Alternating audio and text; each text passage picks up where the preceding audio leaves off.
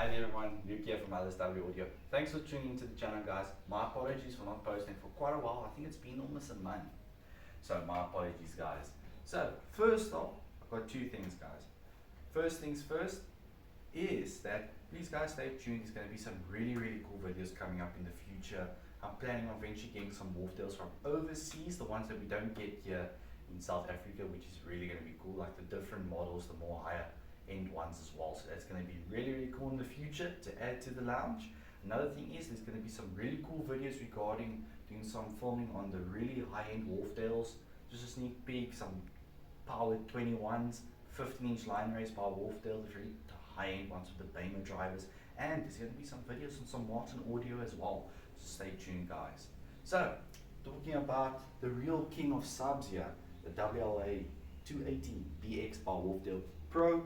So guys, so there is a video out where I'm explaining the specs of this monster, but now I bought myself a crossover because I needed a crossover to cut all the mids out to really hear what he's capable of, tuning him the way the book says, between 80 and 100 hertz.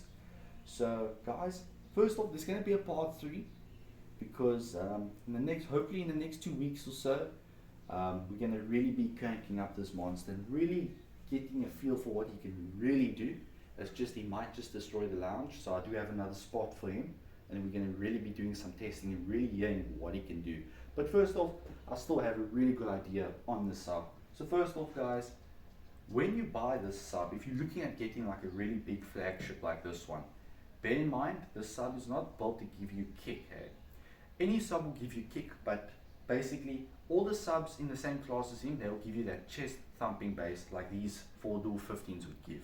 You feel it in your chest. He doesn't give you that kind of bass. This is a proper festival sub, if I can put it that way. He gives you really deep, hard-hitting bass. I'd say sub 40, and then he really starts moving. And he's a rumbler. So this thing is basically for like your trance concerts, your techno, your German club hits where it's that hard, aggressive, almost monotonous kind of bass.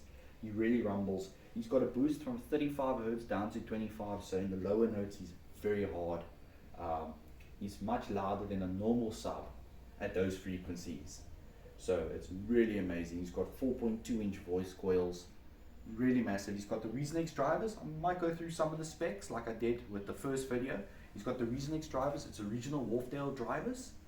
So it's like the top of the range Wharfedale drivers. Wharfedale pulled out all the stops when they created these woofers, like really like hardcore stuff.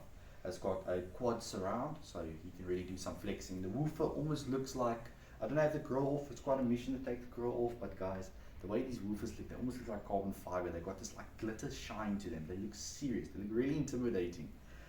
It's Baltic birch, 18mm thick, so this thing is solid. He's got upgraded Rhino rock on the paint, so it feels like proper rock. Those are also Rhino rock, but they're nice and smooth. But this one you can see, even if you look up close, almost looks like there's stone embedded into the box. I don't know if the camera's going to pick that up so well, but it almost looks like there's a bit of stone embedded in the box, and it's actually very rough. You can actually maybe cut your finger open if you rub too hard on the enclosure.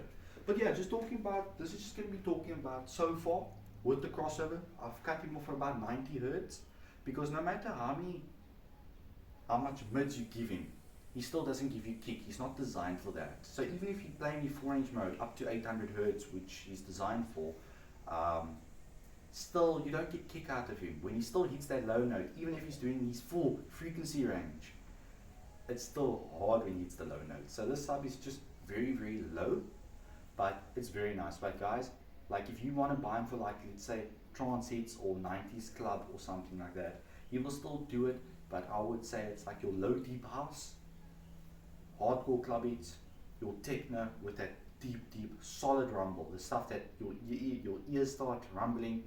You almost feel almost a bit sick because of the vibration, because walking around the property as well, like 20% volume, the further you walk back, the more intense the bass gets. I've never heard a sub that hits so low, so it's really nice. So this was just a follow-up video on overall the performance. It's not a sub where you're going to play something with like a hard 70-80 hertz hard kick, like a really punchy. It's not a punchy sub.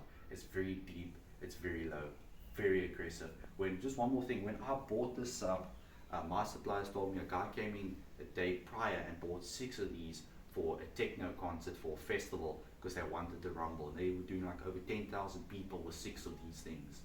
And they're very, very popular. Even the guys that like the really expensive stuff, like the bigger brands, they always said they've always experienced this WLA in Wharfedale, and they're really, really impressed on the performance. That's 148 dB, so it's very extreme, and you can definitely hear that 148 is not in his mid-range when he's doing 25 to 800. Once you cut him off, you could hear that 148 dB is going into those low frequencies because he hits hard and he's super low. But in the next 2 weeks, we're going to be really cranking him up with another friend of mine from Audio Insight SA. He specializes in audio center equipment. We're going to be making a plan to get together, really to experience this monster, really hearing what he can do, and then it'll be the final video talking about how this thing performs. Because at the moment, we were playing the Dual 15s the other day, and I think there's a lot more cracks in the ceiling. So this thing will definitely pop something, definitely shatter windows and stuff. So we're going to maybe move him to a much better spot and really hearing what this oak can really do. But it's an absolute beast of a sound. It's really worth it.